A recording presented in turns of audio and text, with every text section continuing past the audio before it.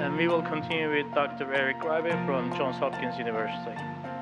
It's great to be here. Thanks to Giant and Children's Cancer Foundation for inviting me to talk about some of our work in medulloblastoma. So medulloblastoma is the most common malignant brain tumor in children, and our current therapies, unfortunately, are really quite out of date. They're treated with gross total resection surgery, and then that's followed by radiation, and then chemotherapy. And the chemotherapy agents that we're using are 30 years old at least, and have really profound side effects. So the patients that do survive have lifelong disability, and so there's really a lot of room for improvement. Medulloblastoma is characterized and subgrouped into 4 different groups that are based on the genetic drivers of the disease. And so those are shown in the chart on the left here. And one of the things that you see is that the survival rates of patients with medulloblastoma really depend on current therapy based on what subgroup they are from. With the group that is represented here, group 3, really having the worst outcome. And this is, for those who aren't doctors or clinicians, this is a Kaplan-Meier survival curve. So the percent surviving starts out at 100 when you start your treatment, and this represents the patients who are dying, and you can see that within the first 5 to 6 years, 75% of the patients in that particular subgroup are dying of their disease. In a different cohort, you can see it's essentially the same. And that's different from the other subgroups where some of them have 90% survival, 80% survival. So it really is a subgroup that we need to develop new drugs for, that our current drugs cause a lot of toxicity and really don't get us where we need to be in terms of long-term survival. So MYC has been described as being difficult to target. It's one of these nuclear transcription factors, and there have been many attempts to target it directly that have not yet been fully successful and have not turned into therapeutics.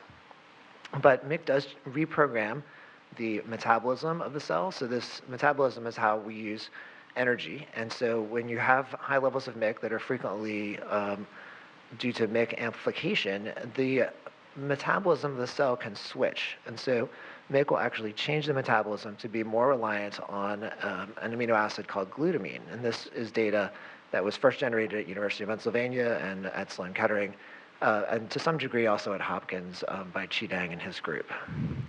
And so here's a little cartoon that shows how MYC can adjust glutamine and all the things that glutamine is used for in a cell. So MYC will really upregulate glutamine metabolism by increasing transporters, increasing enzymes that govern glutamine metabolism, and glutamine gets converted into nucleic acids, which make DNA.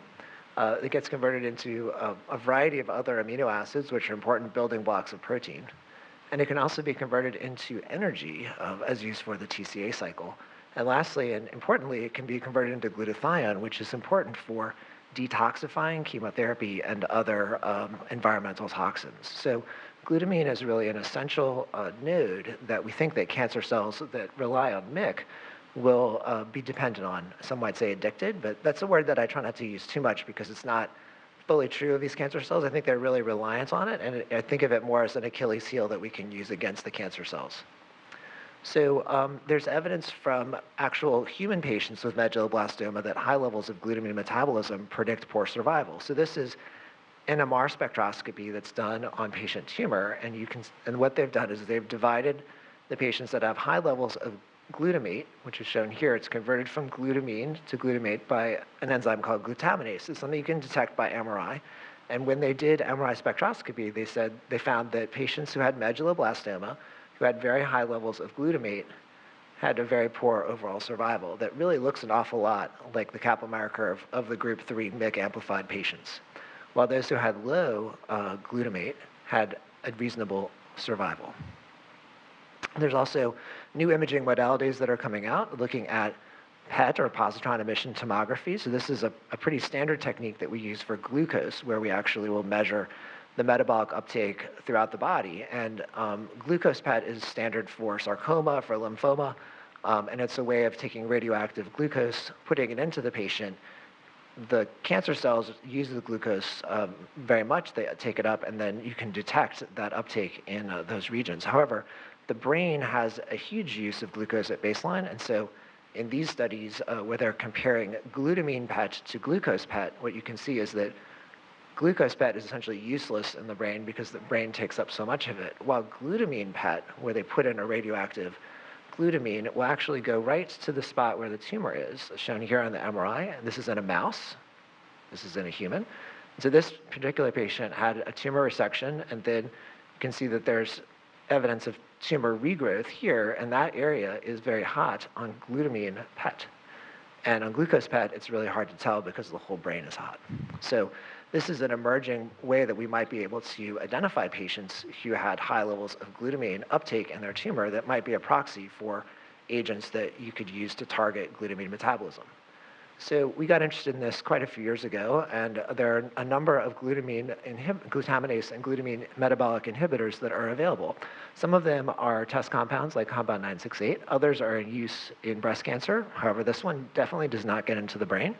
And then there are these two drugs that are old drugs that have been around really since the 1950s that were, for example, in the case of DON, is derived from a Streptomyces bacterium, and it's a naturally occurring compound that looks a lot like glutamine, has a really active diazo group right here that looks very reactive and will react with many of the molecules, the enzymes that use glutamine.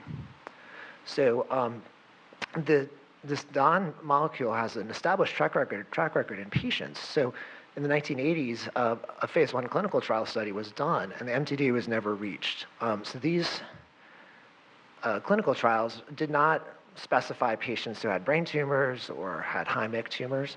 So there's patients with ALL, patients with various sarcomas, patients with a few brain tumors. So they didn't really see much in the way of efficacy, but they also didn't appropriately bin the patients based on what we think a good biomarker might be. But the important message here is that it was really not toxic. The maximum tolerated dose was not reached, and really high doses were able to administer to patients without much in the way of side effects. Just to show you how old this was, they were using compazine as their major antiemetic drug. We have significantly better anti-nausea medicines now. And so when we tested some of these drugs in vitro, we can see that we can suppress the growth of MYC-driven medulloblastoma cells. And so these drugs at micromolar doses, which sounds high, but you remember the doses that the patients can actually tolerate are also quite high based on the phase 1 pediatric study. And so we can see in two different MYC-driven medulloblastoma lines that you can inhibit the growth of these, shown here, with 3 different drugs. Importantly, normal neural stem cells are completely unaffected by the drug at the exact same doses. And this is 2 different glutamine metabolic inhibitors, acivacin and DON, the same ones that we showed in the previous slide.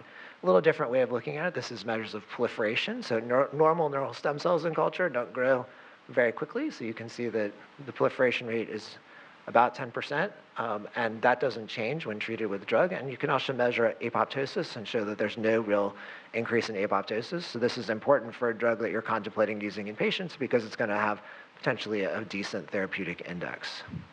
And then when we look in mice, this is a pretty stark finding where once you let tumors become established, and each mouse has 4 flank tumors or so under the skin, and these are medulloblastoma tumors.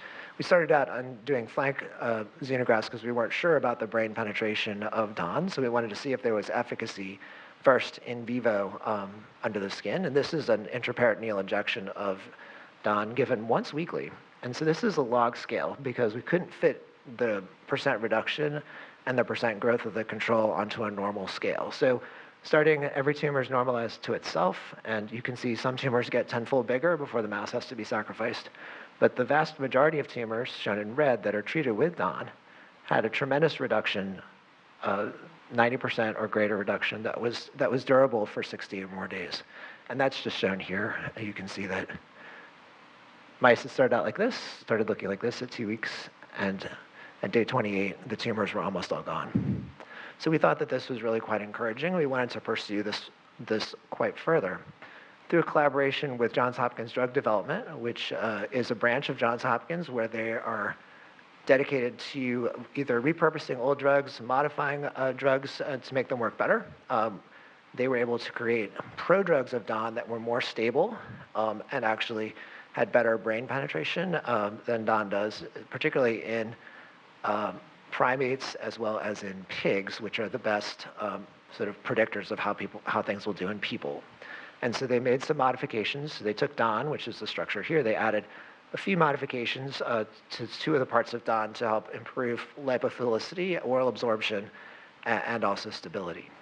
And we can show that the DON prodrug works just as well as DON in vitro in terms of killing the medulloblastoma cells, and that the DON prodrug can also obtain, when given orally in a single dose, micromolar doses in different regions of the brain. So we're actually measuring the drug directly in cortex, hindbrain, and cerebellum, and you can get something close to the IC50 of the drug in the brain, which is also important. And this is in the mouse. There's actually better data, which I'll show shortly, in non-human primates for CSF penetration with the prodrugs. And then, most importantly, the prodrugs will extend the survival as a single agent given 3 times a week of mice. So you can see here, this is the control-treated mice given saline, and this is the mice orally dosed with the JHU-083 DON prodrug. So we're able to extend the survival in a significant fashion. So in conclusion, DON prodrugs have been designed to have enhanced oral bioavailability, so that's good because potentially a patient could take them just by mouth as opposed to having to come and have an infusion. And they have been shown to have better CNS penetration than DON itself. And glutamine metabolism is a potential therapeutic target for these difficult to treat brain tumors, and we may very well be able to come up with a treatment that has a really good therapeutic index, and that DON itself, when administered IV to pediatric patients, had virtually no side effects, and similar doses of this oral DON prodrug should be able to be administered, and we anticipate will also have little in the way of side effects. In terms of future directions, I just add this slide showing that in primates shown here, the DON prodrug, which is called JHU-333, different than the one that we use, sort of the next generation, has much better brain to plasma ratio in primates and in pigs than DON does. So it seems to get into the brain better, which is, for brain tumors, important. And so with that, I'd like to conclude and thank CCF and the Giant Food Pediatric Cancer Research Fund for supporting this particular work that I talked about here, and these are the other funders who have also contributed. So I'm happy to take any questions.